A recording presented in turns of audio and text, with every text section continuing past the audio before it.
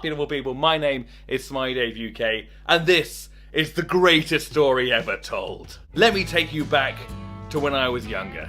I used to get on with everyone, but a lot of my friends were older than me, either by a year or 15 years. And one of the main things that the older ones regretted was not travelling when they were younger. And I wanted to make sure that I didn't have that same regret. So 3 months into me being 18, I had a spur of the moment decision. So I got myself a pen, a map, and no matter where it landed, I was going to go there. And it landed on Baghdad. Probably call that a mulligan. So I did it again, and this time it landed on the Canary Islands. Now, I'd been to Lanzarote in Gran Canaria before when I was younger, so I thought that gave me a bit of an unfair advantage. But I've never been to Tenerife, so that's where I went. 10 days later, and I was in the country. I got myself 5 days in the hotel and €350 spending money. As soon as I arrived, I was greeted by one of the reps, who went, "Welcome to Tenerife!"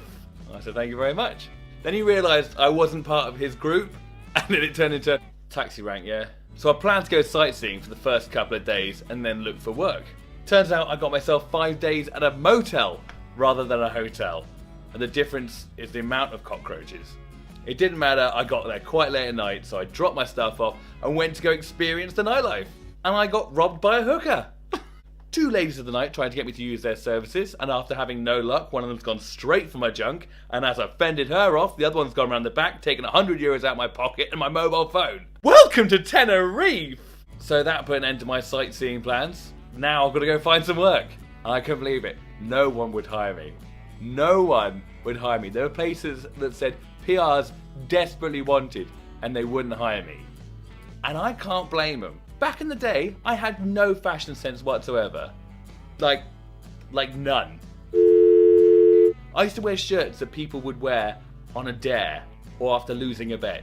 I saw so many bar managers. One of them even made me stand around and wait while he went into the back to get his TV remote to turn down my shirt. To be fair, my hair wasn't doing me any favours either. I looked like a regional finalist at a Hanson lookalike competition. So defeated, I went out to the nightclubs in my Hawaiian shirt and flip-flops. And that night, I ended up getting with a girl who worked on the island. And she said to me, "You look like a stereotypical Australian," which stuck in my mind a little bit. So I thought I'd try it out the next couple of nights. And it worked a treat.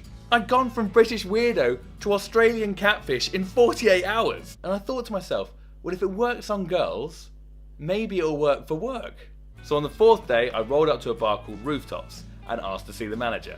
And when he came down, I said, "Hello, mate. Have you got any jobs going here at all?" And he went, Yeah. Where are you from?" "I'm from Melbourne, mate." "All right. Can you start tonight?" "Absolutely, mate." And that was it. For the next 4 months, I was an Australian. I got the nickname Aussie Dave. I got headhunted for an Australian bar without any Australian PRs. It was insane. It's slightly schizophrenic. You wake up next to a girl and you forget the Australian. I made some friends with 5 other guys who were into the same music as me, and we all moved into a 2-bedroom. 6 people in a 2-bedroom it makes for quite cheap rent. But it also wasn't a great place because we kept getting robbed. It got to a point where we had to put all our treasured belongings into the safe at work. But these guys were the only people on the whole island, and that girl, that knew I was English. So roll on 4 months. My manager comes up to me. "All right, Spart?" I said, "I'm alright, mate, how are you?" "I'm alright, Spart?" Okay, it's good to know. Now, after the 6th or 7th time he's done this, I've lost my rag. I've got the up. So he comes up to me. "Are you alright, Spart?" "Right, let's nip this in the bud right now. It's pronounced sport. You say sport, I say sport, we all say sport. It's not Spart, it's sport." He went, "Yeah, but you ain't even in Australian." What? Turns out I forgot that amongst my belongings that I stored at work was my passport that said Newbury, Berkshire, which is quite far away from Melbourne, Australia. So I got caught out. I apologised to him. And then I asked him, I was like, "But would you have employed me? Looking as I did, sounding as I did, would you have still taken me on?" And he said, "Well, we'll never know what the answer would have been." I think we all know what the answer would have been.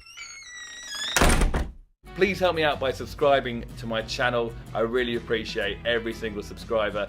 Like the video if you enjoyed it, and you'll see more from me very soon. Thank you very much. Take care. Toodle pip.